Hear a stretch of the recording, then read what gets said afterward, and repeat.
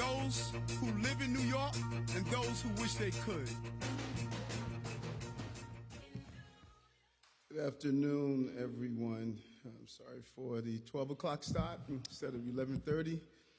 We had the great opportunity to show the amazing numbers that the team is doing over at the NYPD, and that's a cornerstone of my role as the mayor, is to keep this city safe, and we're going to continue to do that. And as I indicated last week, while a lot of your questions remain focused on the investigation, I want the team focused on moving the city forward.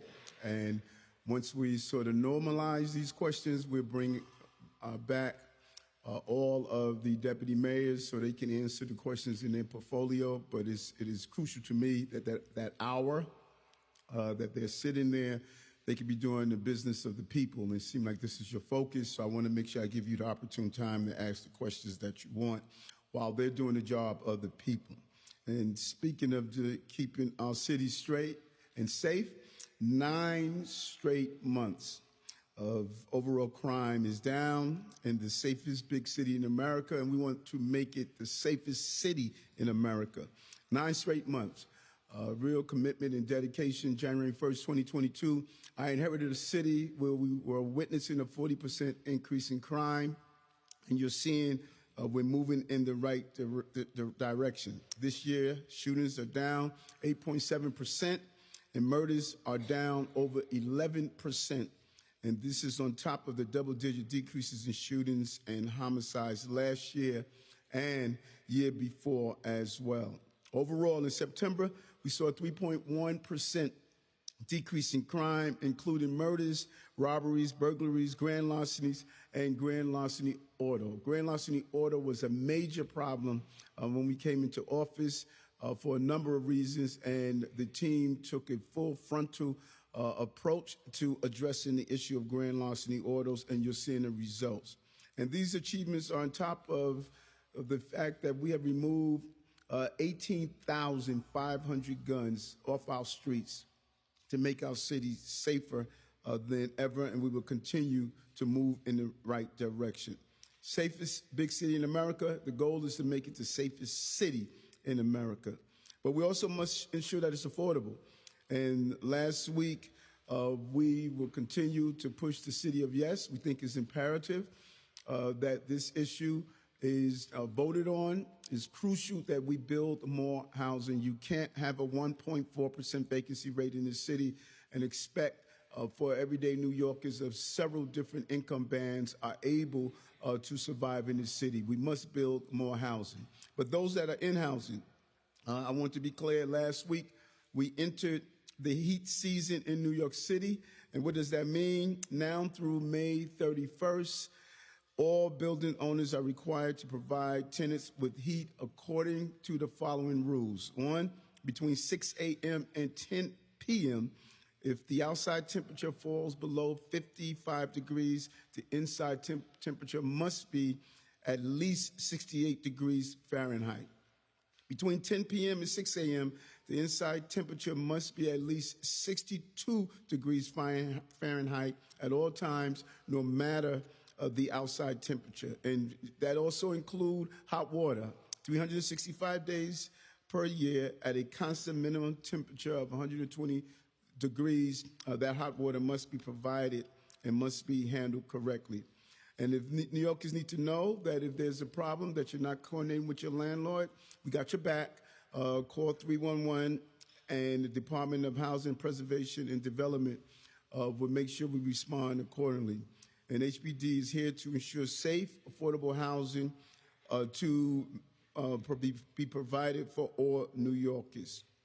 And to continue, before we open up to questions, I'm really proud to announce, I keep saying how deep our bench is, and I'm proud to announce the continuing importance of the work with a woman that's respected, both in private industry and public industry. I'm elevating to the position of First Deputy Mayor Maria Torres Ringer.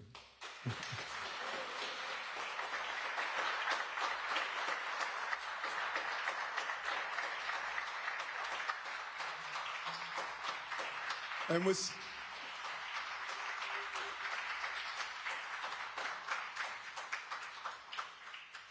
what's interesting, as we, when we make these moves, we ask the peers on who they would like to be in a leadership to lead them.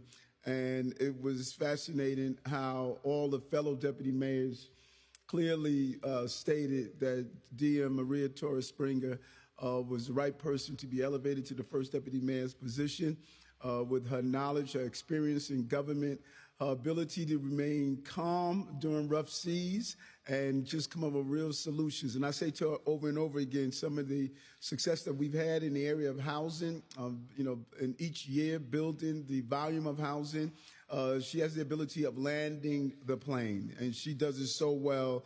And I'm just really proud to have her in this critical role and during this critical time and providing the connective tissues across city government to advance priorities and ensure we are working together to deliver for New Yorkers.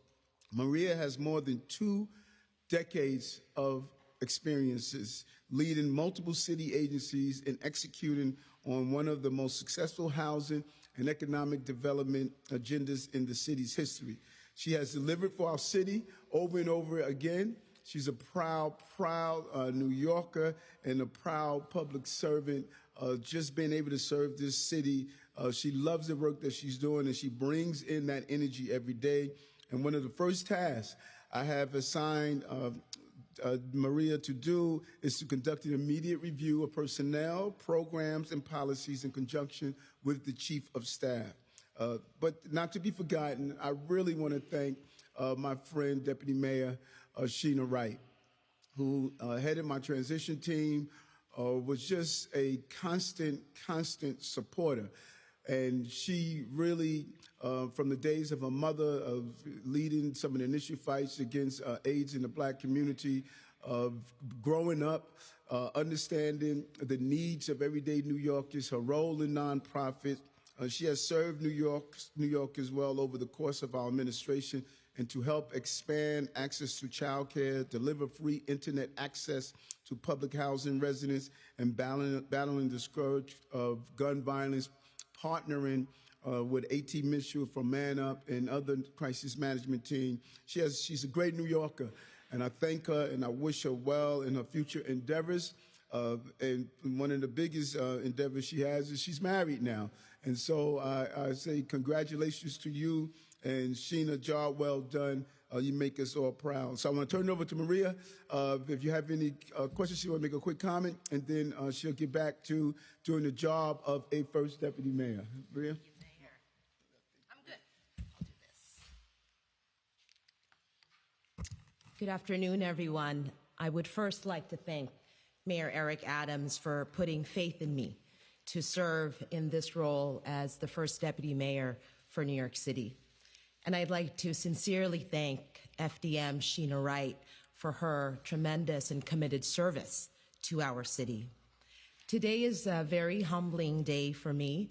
I came to this role, as the mayor mentioned, after serving nearly 20 years in government across 3 administrations. I come to this role as well carrying a deep and abiding love for our city.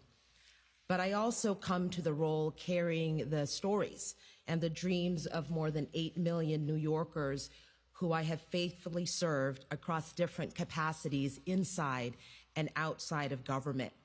I've walked your streets, I've supported your small businesses, I've helped build your affordable homes, I've connected your neighbors to jobs, partnered with local leaders, and have always worked to ensure that no neighborhood is left behind.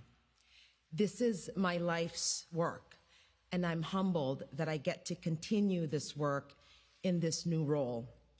It's a very complex time in our city, but I think that my priorities are very simple. Working with the mayor, those priorities are to focus on the work, to support the incredible leaders we have across City Hall and all of the agencies, and most importantly, to stand shoulder to shoulder with the 300,000 public servants who continue to work tirelessly to deliver services and to improve lives. Now, to accomplish this in New York, we need partnership at all levels of government and all sectors, and that's what I've always done. I've already reached out my hand in friendship to many partners who are eager to build on the progress we have made in this administration, thanks to the mayor's leadership, and to ensure that we keep delivering for our neighbors. So I want to thank you again, Mayor, for this opportunity. And I want to let all New Yorkers know that you are heard and that I am ready to get to work as your first deputy mayor to keep our city moving forward. Thank you. Thank you. You know, who would have thought young Filipino little girl growing up and one day to be the first deputy mayor of the city of New York. This is the greatest country on the globe because we're the greatest city on the globe. And so you can do your thing and run our city. Thank you. Thank you. Let me open it to a few questions. Marsha, good. So, Mr. Mayor, it would appear from the arrest today of Mohammed Bahi that the federal officials have a scorched earth policy as it concerns your administration. I wonder if, number one, you could react to the fact that they arrested him today in a straw donor charges and others. And secondly, given the fact that there are 10 people who have left your administration, you've filled some of the positions, but how will you fill all of them, and how will you convince the governor and others that you can actually run the city during this time of crisis? First, if you look at it, we are doing it. We need to be clear on that. We're doing just that. Just look at the numbers, and that's what we must do. Let's analyze how effective has the team. How have they been over the last 10 months, 11 months? You are seeing this city move forward. I just announced the decrease in crime. We announced last week what we're doing around our watershed. You're seeing the continuation of great initiatives moving forward, and we're continuing to do the challenging job, and that's what we're supposed to do, and we're doing that because I have an awesome team. I can't get away from the fact this team is amazing, and we're going to continue to do that. That's our responsibility. The attorneys will handle the legal aspects of it. Everyone knows who my attorney is. Alex will handle that. My job is to continue to lead in the city, and we're going to do that. I had great conversation with the governor over the weekend. She gave me some of her suggestions. We implemented some of her suggestions. And at the same time, people were saying, Eric, I want to do other things with my life, like D.M. Banks, who I don't think we really fully understand what he has brought. A former chief of department, he brought all of these initiatives and how to take down those walls and barriers that we had in law enforcement, and now we have a better law enforcement apparatus. And, men and women leave government normally, and then they also leave government when they feel as though people are not treating them with the respect that they deserve. Like I saw how Sheena was treated when she was on her street. Government is hard, and the goal is to do the work, and I must make sure that I buffer my team from the inability to do the work, and that's my commitment to them, and they're going to continue to do the work. What about the charges that were brought against Mohammed Bahi today? It has to do with falsifying evidence and dealing with a straw donor situation. Mohammed Bahi was one of the top Muslims liaison even before joining the mayor's office.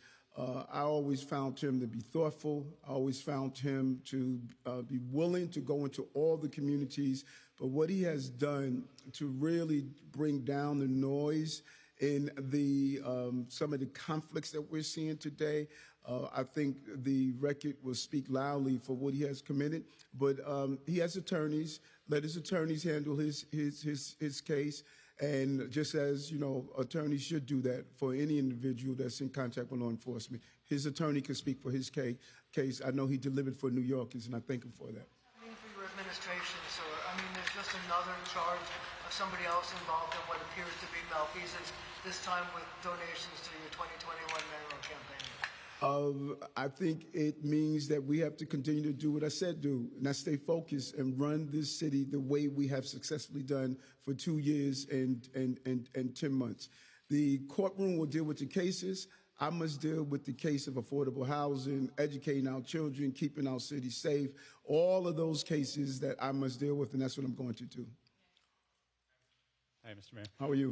Good, thanks. 2 questions. On Maria Torres Springer's elevation, is it correct that the governor signed off on her elevation, and is that sort of standard practice? I'm sorry, which is one it correct that the governor signed off on her being elevated to first deputy mayor, and is that sort of standard practice going forward for personnel changes to get the governor's approval? And then also just on Mohammed Bahi, in the indictment, it says that Bahi told one of these alleged straw donors that you believed that the donor would not cooperate. Can you just explain what that means, that you believed there wouldn't be cooperation? Well, first, let's deal with the elevation.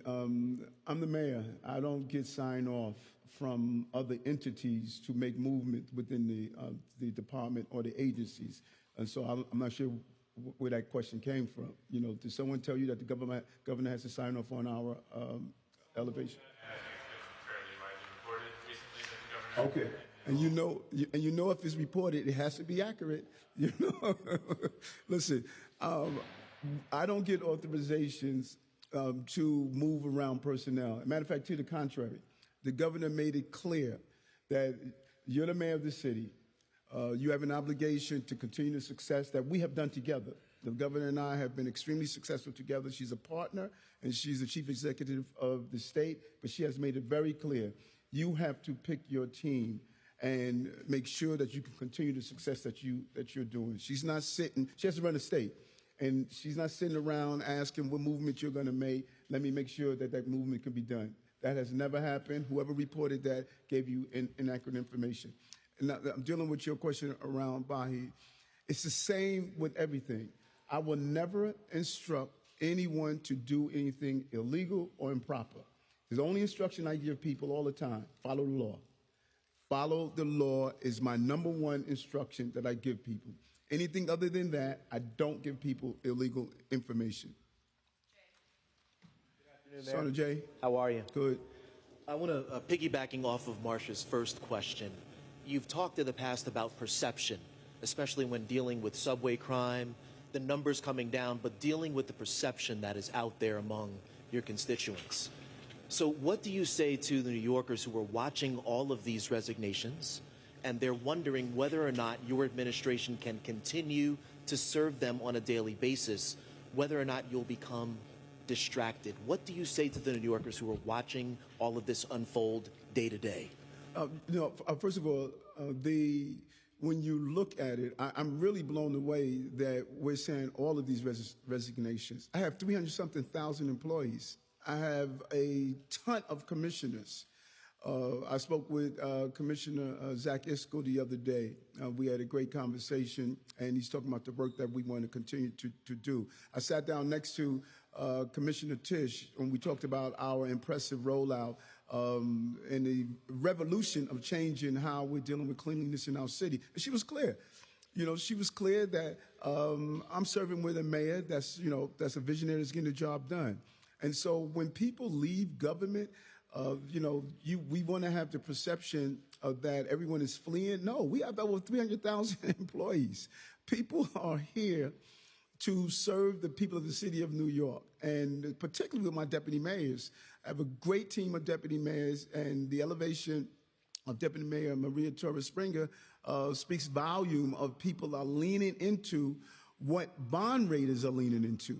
They leaned into sustaining our bond rating. And the number of personnel who reach out to me, knock on my door, come to see me, and say, we have a job to do in the city, and we're going to continue to do so. So I say to New Yorkers that are out there, look at what we have done since this investigation first was revealed to us, and look at what we are continuing to do. And we're going to do what I was elected to do. And that is to take our city into a place that those who have been betrayed by government will no longer be betrayed. This is the greatest city on the globe, and I'm going to lead it in the right direction with the right team and with my fellow New Yorkers and organizations. Hi, Mayor. How are you, Emma? Okay, hi. I wanted to ask you about the poll numbers. They were really bad, and I'm curious, do you see a path to re-election at this point, and how disappointing is that, considering that David Dinkins did not get a second term? I should get the last part. How disappointing is it to you that there might not be a path to re-election when David Dinkins did not get a second term? Yeah, first of all, I'm here to serve now. And I say over and over again, people often talk about what happens next. Tomorrow's not promised to any of us. So the question is what do you do in the present? And I'm present right now to serve the people of this city every day, all day, and I love the job of being a mayor and providing for New Yorkers. Many people don't recall because I'm the mayor now, but go back. I was 13 points behind in the poll. Andrew Yang got into the campaign. He was riding the skateboard, and he was all happy. He was measuring the drapes here. He said, I'm going to be the mayor of the city of New York. I was 13 points behind in the poll. And I would see some of you on the campaign trail, and they was like, you 13 points behind, Eric. No one can come back for that. And what did I say? Stay focused, no distractions, and grind. And I stayed there. From those 13 points behind in the poll, and all the figures that came out, there were some very impressive people who were running for mayor.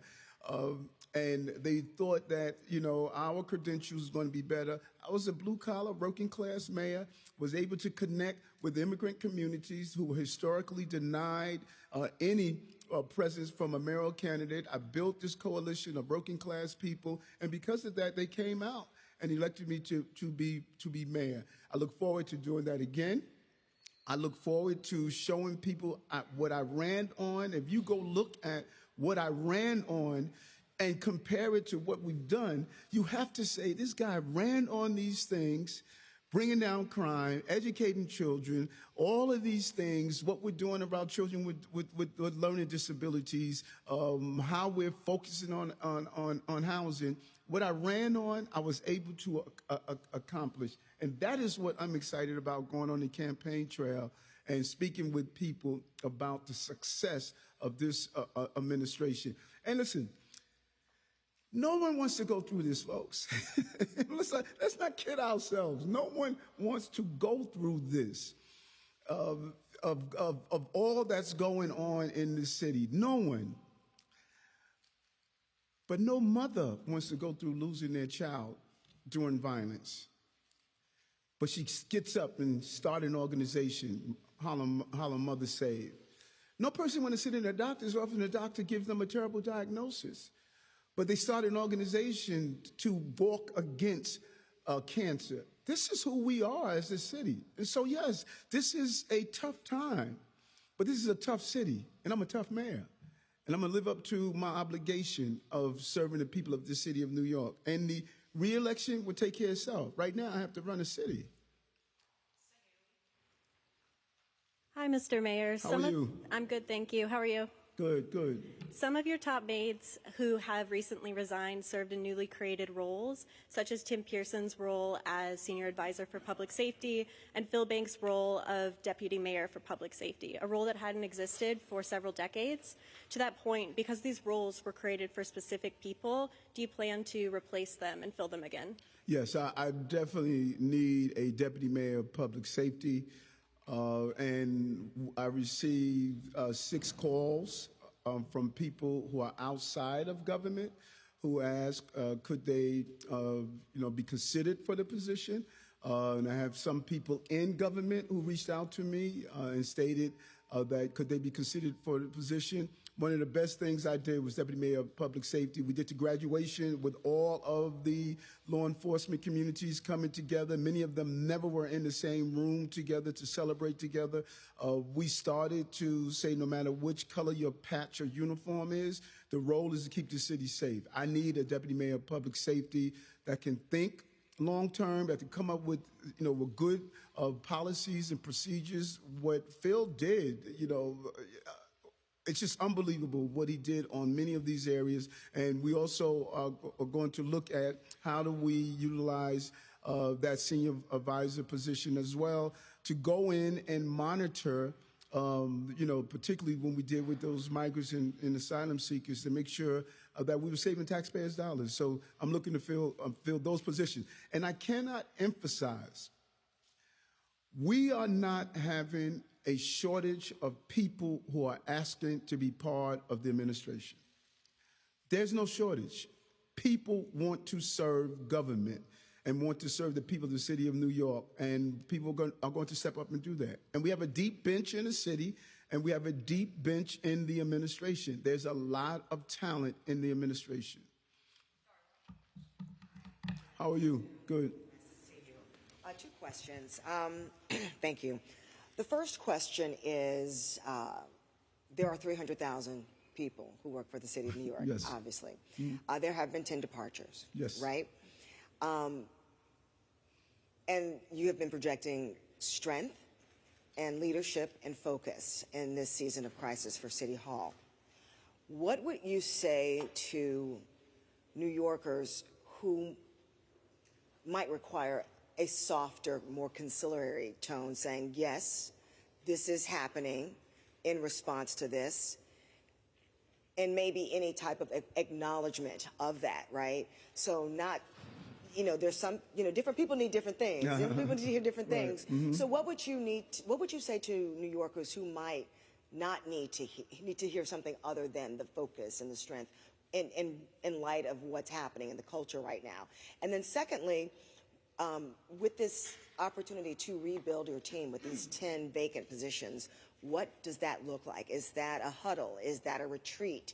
What is that process of really coalescing and getting that team, again, they're already within the city, they're already public servants moving forward, but is there, going to be some type of, just what does that process look, the rebuilding process? Because there's going to be a transition, obviously. Yeah, that was part of the announcement that I just stated. That First Deputy Mayor and Chief of Staff is going to sit down and do an analysis of all of those pieces. And we sit down and we in clear communications on how do we continue to staff up, how do we get focus again, refocus, because there's a lot going on.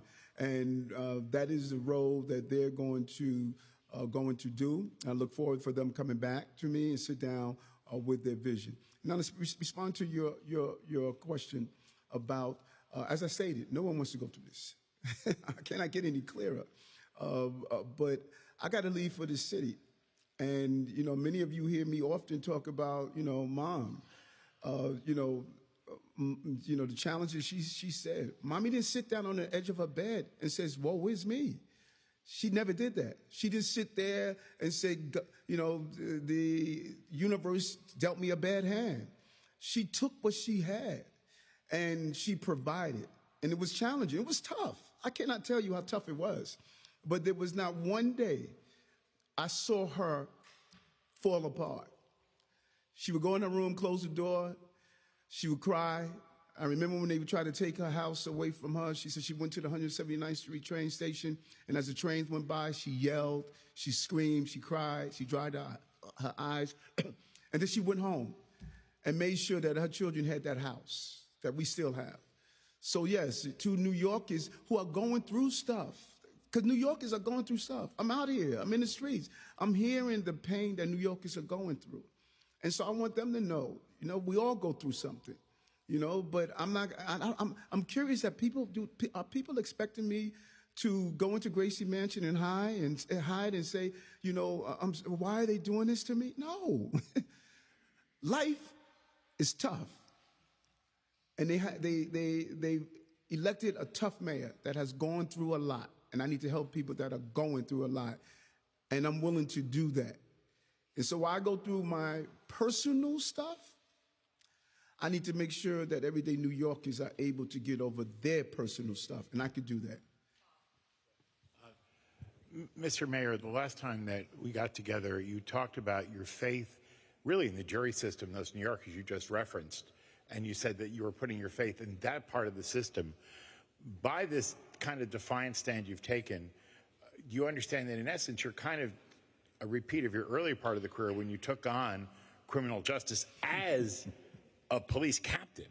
Are you kind of revisiting that in a way of putting the criminal justice system and trying to make it accountable by fighting this defense so vociferously? And the second question I have is, Pacifica BI is part of a radio network. One of the things we're dealing with is a failure of broadcast radio around the United States to be able to provide accurate information in the event of Helene. And we're seeing right-wing radio describe and sabotage the effort of the FEMA to get information to people and letting them know that this is functioning well. We have an affiliate in Asheville, part of Pacifica, that is informing that the federal government is functioning well and meeting the challenge. And yet what we're hearing, unfortunately, is a distortion, sometimes by right-wing Christian nationalist radio. And how is important is accurate information at a time of crisis, which you know so much about. No, accurate information is crucial. We're seeing that play out across the entire country. And the stations, these nonprofits, these stations are providing such vital services to your listeners and your ability to do it on a shoestring. You're not receiving major sponsorship like so many others, particularly in right-wing radios. And you need to continue to fight and fortify that and push forward with it. Many people who are here, who are covering me, don't know my history. And many of you do. Many of you have been around, a small number of you've been around me for 35, almost 40 years. And when you see me, you say, this is the guy we've always known. 100 Blacks in Law Enforcement, I was in the police department as a rookie cop, standing up against racism in the police department. I was a rookie cop, standing up, sergeant, lieutenant. When I was a captain, they wanted to fire me because they didn't do what was right for the city of New York during an emergency. So this is not new ground. Many of you are saying that know me. Y'all saying, this is vintage Eric. So to those who just introduced themselves to me, they have a different belief. This has never changed who you're seeing in front of me. I say to all of you, as you do your research on these stories, go Google back in 84, 85, 86. Rookie cop, standing up, saying we need to treat people with dignity. We need to treat people fairly. The criminal justice system must be right. Going to the state senate and traveling to the state facilities upstate to see how we were treating inmates inside. Visiting Rikers Island, as someone alluded to the other day. This is vintage Eric. This is to someone like yourself and a few others in this room. All you're saying is we don't expect anything different from Eric Adams. Hey, Mr. Mayor, how you doing? How are you? Good, good. A couple of questions for you.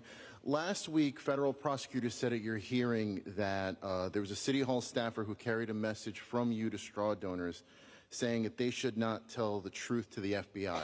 And fast forward today, Mohammed Bahi was charged with those, I think it was witness tampering and other charges.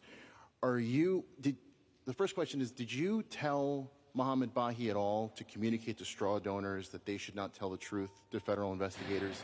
And my second question is, if you do get charged in either a superseding indictment or just a separate set of charges by the federal government, in addition to what you already have, are you worried that the support that you do have from people like Al Sharpton or Governor Kathy Hochul, are you worried that would go away? One, I'm going back to it. I think the question was asked over here. I would never instruct anyone to do anything illegal or improper. I have one saying, and people that know me, they would tell you, Eric's been saying this for years, follow the law. Always follow the law. That's why there's a level of comfort that I have, because I know I follow the law. I did nothing wrong. Follow the law. That is my complete belief. I say it over and over again. And if assisting a constituent for services, such as with the TCO issue is breaking the law, then a whole lot of elected officials are in trouble. This is what we do every day. I follow the law, and I would not instruct anyone to do anything that is breaking the law, period. And I stand by that, and everyone that knows me knows that is how Eric is. What was the second part of your question? You do get more charges by either superseding indictment or just a sentence. Yes, got it. Okay. Listen, I am going to serve my term and run for re-election. And those who are supporters, and I think when both sides of this come out, people are going to have a second look at this entire event that's taking place around me.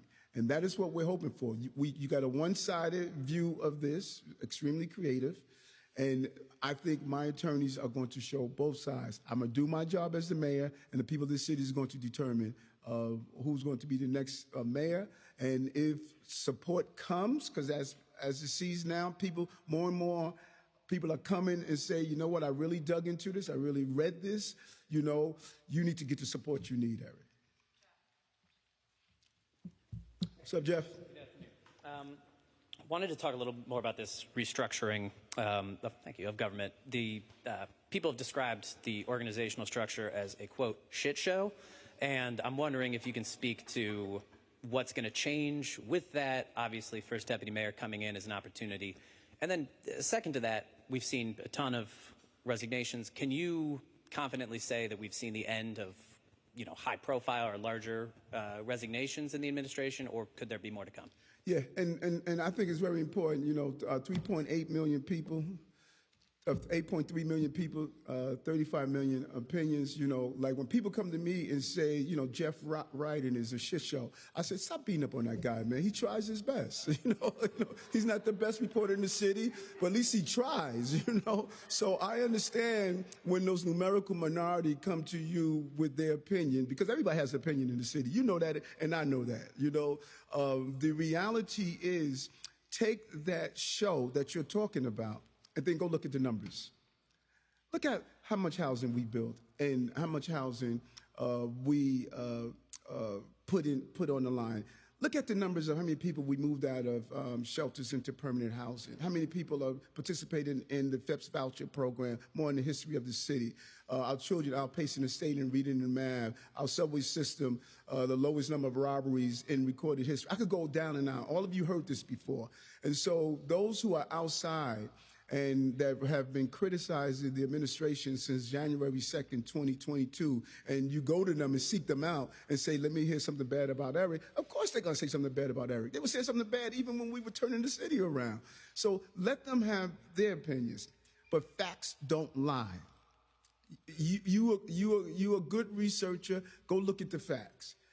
This show has been a great show for the city. There's going to be restructuring. Changes, right? But why shouldn't we? Why shouldn't we? I mean, only a fool would say, what can you do to improve? I've been on retreats with administration. Businesses go on retreats all the time to say, as someone mentioned, I think Marsha mentioned, you go back and say, what could you do better? What could you learn from? Isn't that part of growth?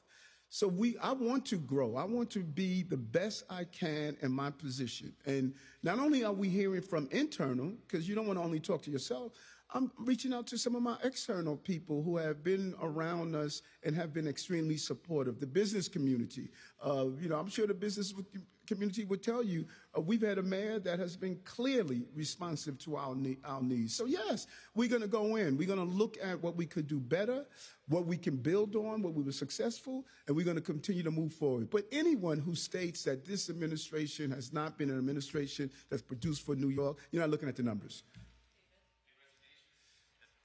It's, no, I'm serious. Okay. Join the team. Yeah.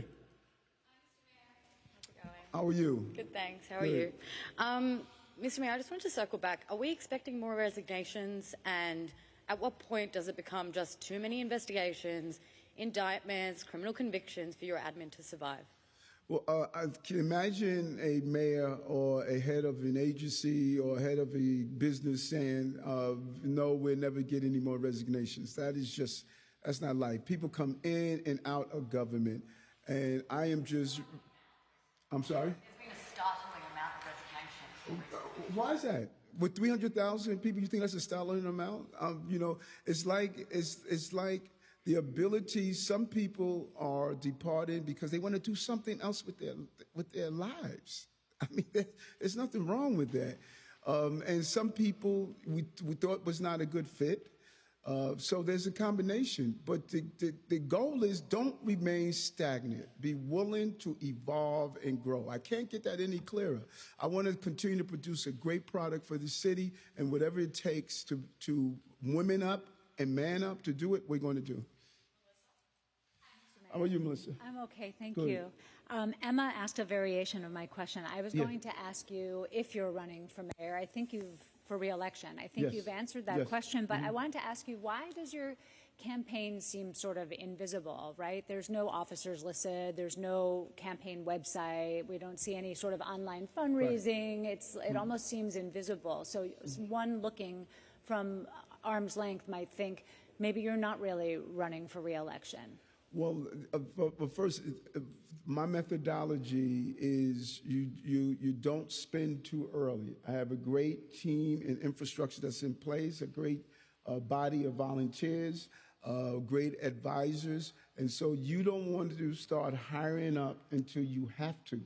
And many campaigns run out of resources because they want to be so fancy.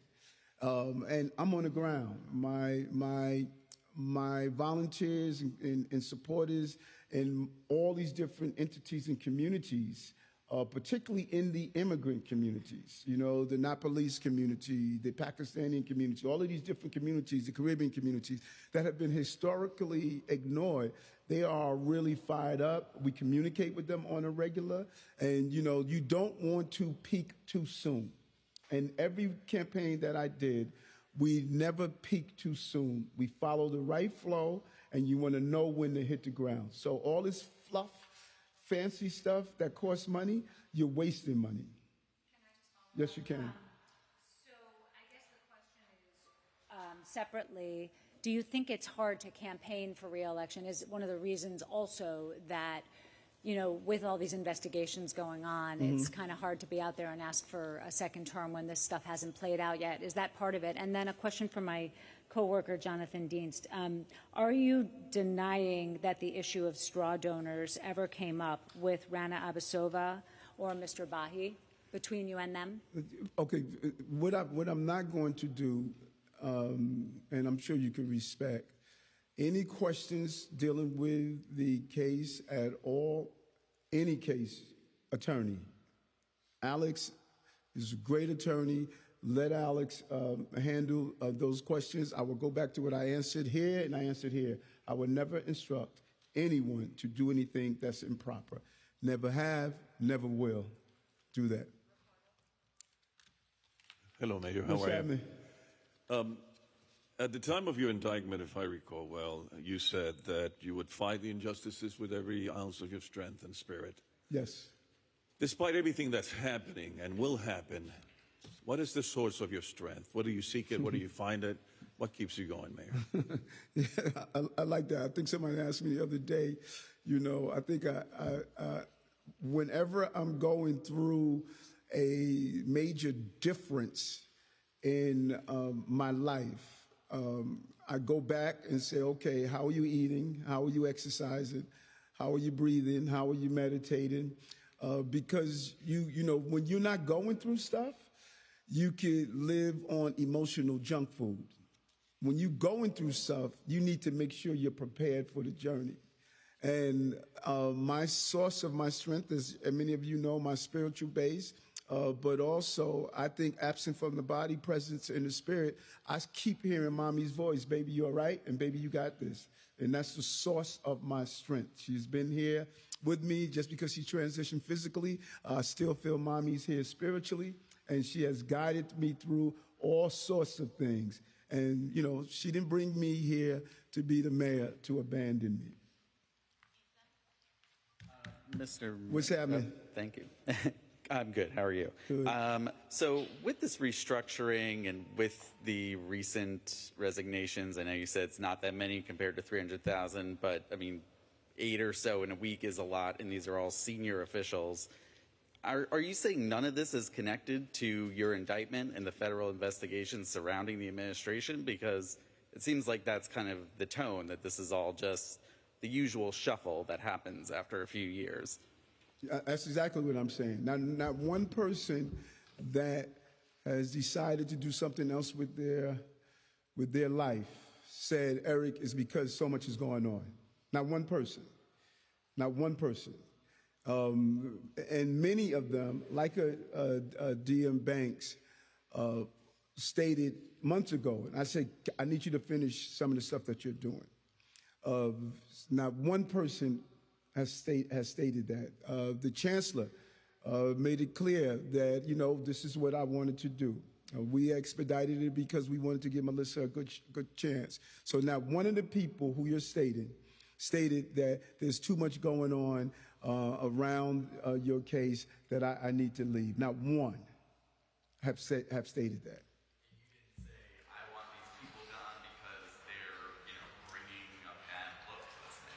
Not at all. I think that people, I like people to leave when they can't do their job of delivering for the city of New York.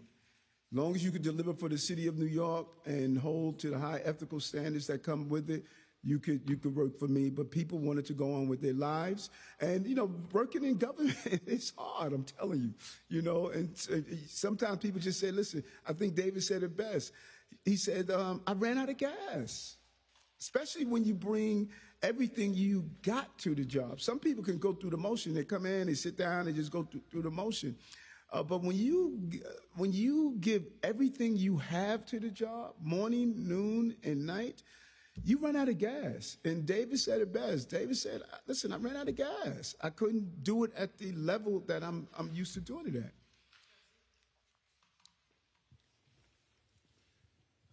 Hey, how's it going? All right.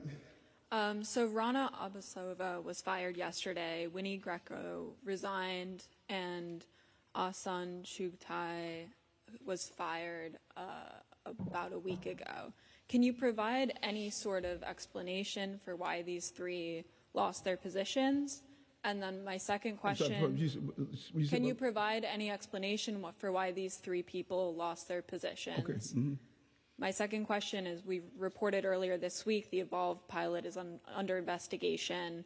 What's going on with that pilot? You claimed over a month ago the city was still analyzing the data to see if they'll deploy the scanners elsewhere.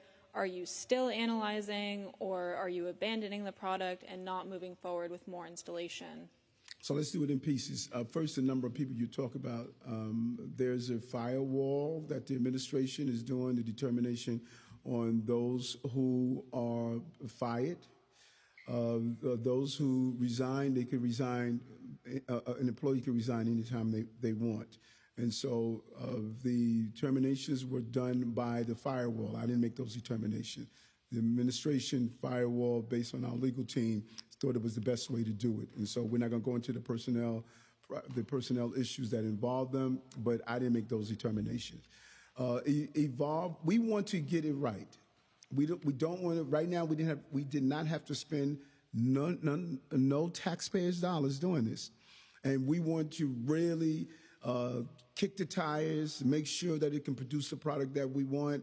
I had a conversation with Commissioner Daughtry, said how we're looking, what's going on. OTI wants to do an inspection. Because once we go into contract and you bought the product, we don't want to have buyer's remorse. We want to get it right.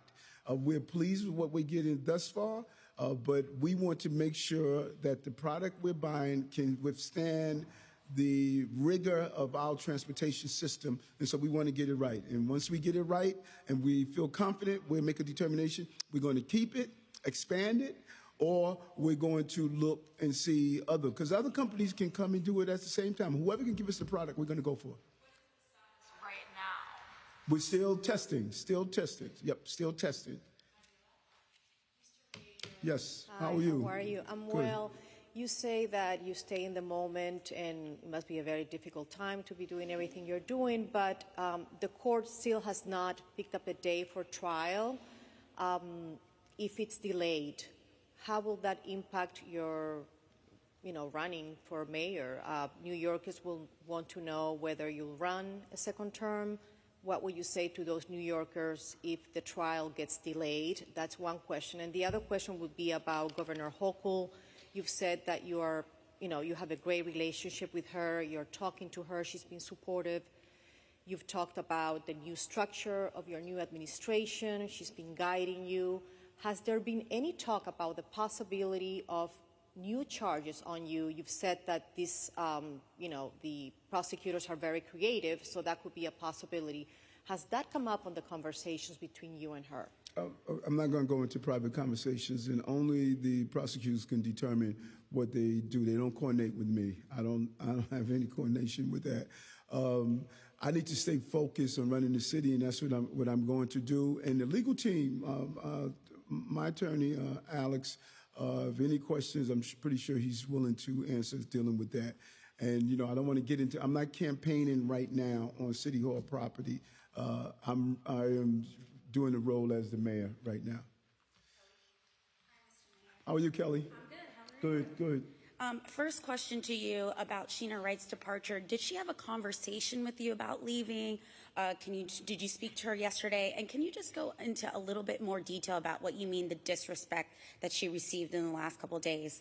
And you mentioned earlier that there's 300,000 city employees, but they aren't appointed by you. They don't run city agencies. And so in any normal administration, seeing so many people leave in 1 month separate from the federal investigations would raise red flags. I'm wondering why that is not something that you don't see, or something that you're not understanding from the outside looking in. Okay, first of all, I'm not going into Sheena's, in my conversations with Sheena. Again, I say this over and over again. People enjoy confiding in me and speaking with me because they never hear it again. And not many people have that reputation. You tell someone something, they're immediately running out the door sharing what was told. You speak with me, it stays with me. I don't go around talking about what we say. And I'm glad I have that reputation. I'm going to maintain that. I think what happened on her block, I thought that was really just inappropriate, as she's on her block, and that's my belief. People may have a different belief, and that's fine. But that's my. Why you okay? You want to be the union member? So that is like I said, that is my belief. And when you talk about appointment, I appoint all my commissioners, all of them.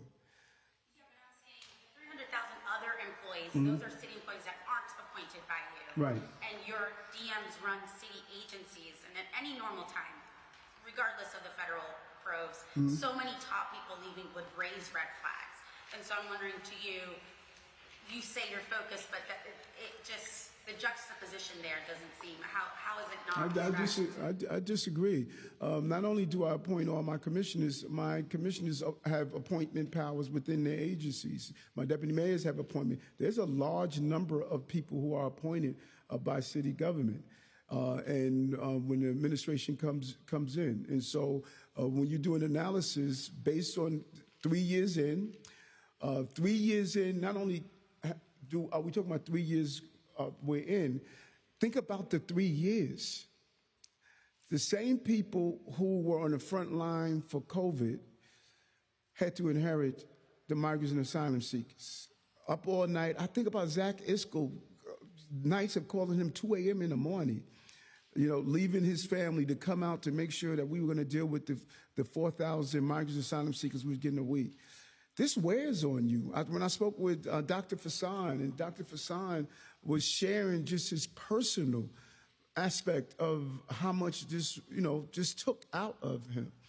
And so, under normal circumstances, it's a lot. And then when you add any aggravating factors like the migrants and asylum seekers, like COVID, like the other issues we have to face, it wears on you. And if people want to make a determination, it's time to cycle out. All I can say is thank you for your time served.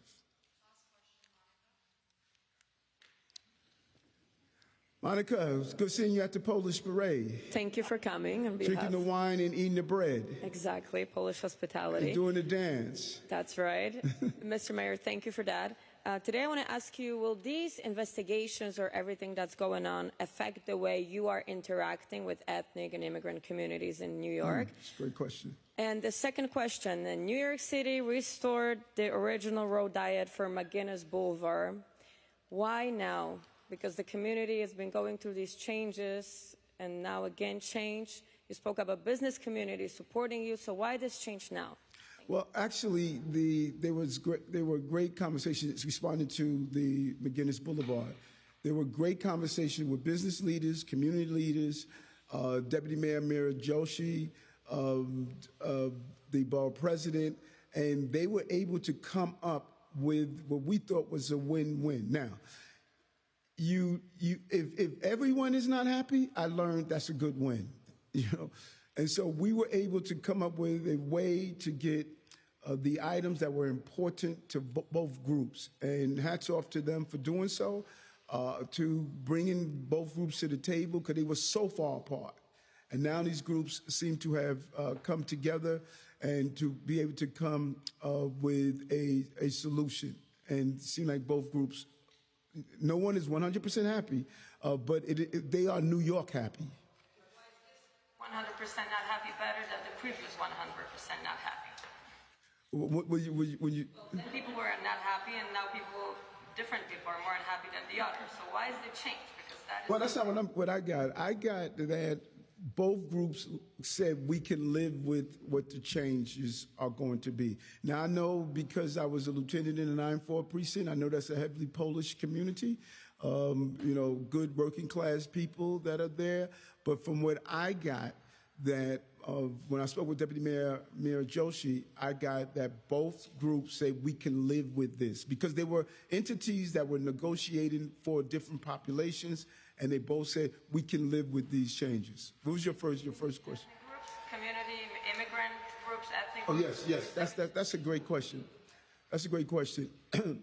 A part of my campaigning was that I stated I wanted to go with those communities who were traditionally ignored. Going into the Bangladeshi community, going into the Chinese community, the Nepalese community, the African diaspora, the Italian community. I wanted to go into those other communities and tell them you could participate in government. There are ways to do so. They were afraid. And you look after my election, my strong support in the Korean community, you started to see, because of empowering these communities around participating in politics, you started to see diverse groups starting getting elected in this city. And I am concerned that this can be a real chill on these communities. When I went into the Polish community, people were not coming out to the Polish community and really supporting them to be in politics. So I'm concerned that this can send a chilling impact to those communities who finally said, this is a mayor candidate that listens to us, that speaks to us, that attends our events. Look how many flag raising we did. People attacked me for doing flag raising, not realizing how important those flag raisings were for those communities. And so I brought these communities in government. I brought them into places they've never been before. These communities have come here to City Hall. They hold their heritage events at Gracie Mansion that they never were allowed to do before. We have first time ever flag raisings, never done for these communities before. Coming here in my roundtables, never done for these communities before. And so I'm hoping they do not go back into a shell, that they don't look at this as a moment that they should not participate in the politics of this city. But you can imagine it could have an impact when you give the impression of what some people have given. So I just got to keep doing what I'm doing. Thank you very much.